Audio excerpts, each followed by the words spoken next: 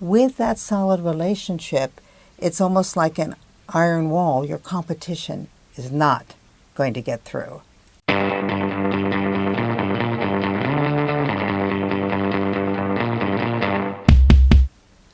Welcome back, all my followers, the Strategic Selling Group particularly. Glad to have you with us. And again, we have Joanne Black. Hello, Joanne. Hi, John. Joanne, as you'll know by now, surely is the foremost authority on referral selling. And I've got a curly question for you that's maybe or maybe not related to referral selling. I'm hearing a lot of people writing about how sales is changing, and I know it's changing quite dramatically. But a lot of people are actually saying sales is going to become obsolete. Salespeople particularly are going to be obsolete. There'll be different approaches to selling that companies will use and will eliminate, particularly in the B2B world, eliminate salespeople. What do you think about that? If you sell a commodity and something very inexpensive, yes, you have a lot to fear. But those of us who focus on complex sales with multiple buyers, we have nothing to fear, because here's what happens. We know that our customers, our competitors, everybody researches us before they ever talk to us, right? That's right. All right, they get all this information, but that is knowledge. That's not experience and not insights.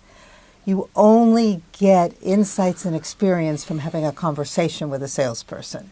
And knowledge is the baseline, but it doesn't take us in a complex sale. We need to know way more than that. Right. And people don't read, or they just read headlines. So here's what's happened. Forrester did a report that said 1 million B2B sales jobs will be obsolete by 2020. I read that report. You read it.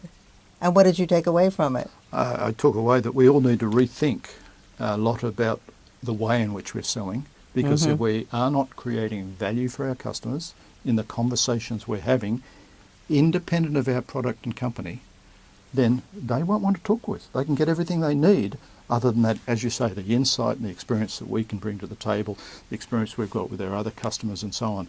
Then we can put value on the table. So we need to change. I'm not so sure we need to change, because here's the other part of that report. Hidden a little bit at the bottom.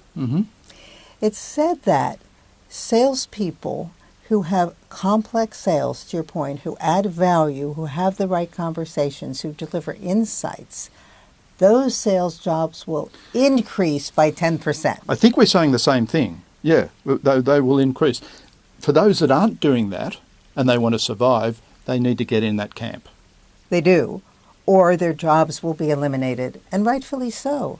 I mean, with all the technology we have, that's one of the reasons people say salespeople will be obsolete, because we have robotics, we have artificial intelligence, we have predictive analytics, and we need to rely on and believe all of that. Now, I do believe it. I do believe in predictive analytics. I was very questioning at first, but I've talked to a lot of people and heard them speak and read about it. Those are just gems that we need to take advantage of. But then the question is, what do we do with the data? Yes.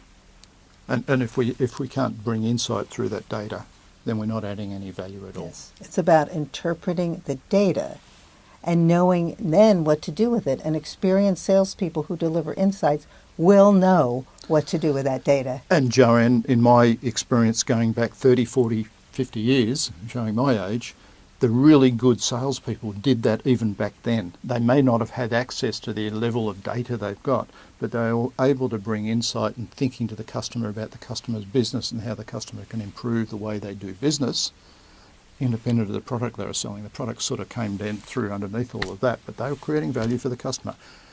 The top salespeople, and to survive in the future, the only salespeople, all need to do that. Well, you're right, and I'll take you back as well when... Don't take me back too far.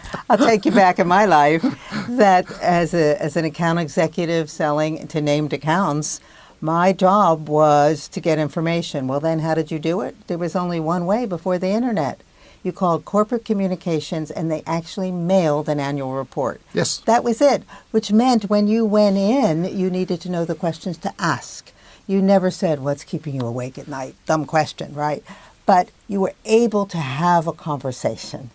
You were. And the other thing, of course, you brought with you a depth of knowledge and experience from your experience with all your other customers. Yes. And most customers are facing similar challenges. So you saw how somebody else addressed a challenge. So when you see that challenge identified through an annual report or by talking to people in an organisation, you brought insight to the table and value, helped them through a thinking process that would help them address the challenges they've got, solve solutions for them and so on. That's what top salespeople need to do. You're not selling a product. You're not selling feature, function, benefit. You're creating value for your customer through the conversation you have with insight and experience. Also, I want to give you a simplistic example. It's about developing the relationship, developing that trust.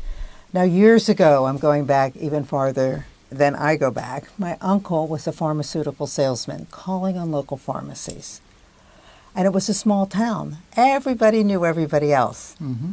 So he spent, maybe 25, 40 minutes talking about how are the kids, what's going on, how's the fishing, all of that. 5 minutes to write the order. Mm. But if he didn't have that relationship, that never would have happened. With that solid relationship, it's almost like an iron wall. Your competition is not going to get through. If you're liked, trusted, then you and once you're in that sort of position, then obviously you do lock out the competition. Yes. Not too many people can have that relationship with a customer. That's right. Okay, so the answer to my question from what you just said is sales roles, there will be a lot of sales roles that do become obsolete. Any sales role that is not adding value to the customer by bringing insight and experience to the table and helping them through a thought process is probably going to become obsolete in the future. Yes. Technology is going to take over. Other processes are going to take over. If you want to survive as a salesperson, you need to hear what we're saying here, and that is you need to bring yourself up to a new level of communicating and having conversations with insight and value through those conversations, or you'll become obsolete. Yes, and I say for sales leaders, what's really important is that they know how to interpret the data to deliver to their salespeople, whether they do the research or not, because that is going to be critical. So they know how to go forward, how to have the conversation. That's key. And they need to coach thoroughly on that because it needs to become part of the understanding of the salesperson and their behaviour in the way they talk to customers. That's right. It's a big change a lot of people need to go through. Or not. Or not. Yes. Exactly. So thank you, Joanne, and thank you to the audience. Hopefully you got lots of value out of that. I'm going to get Joanne back a few more times yet, and we're really going to cover a number of subjects like this. I'm looking forward to it, Joanne. Thanks, John.